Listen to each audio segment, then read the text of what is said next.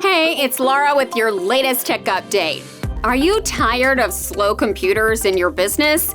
Does your team complain about their devices because everything just seems to take longer? Before you decide to replace your hardware, let me tell you some simple ways to speed up Windows 10 and 11 computers. First, restart it.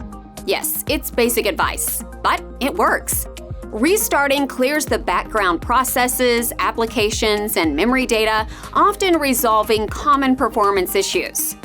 Next, manage your startup apps to save valuable system resources. Turn off unnecessary ones via the Settings app. Windows 11 has a feature that saves and restarts certain applications when you reboot.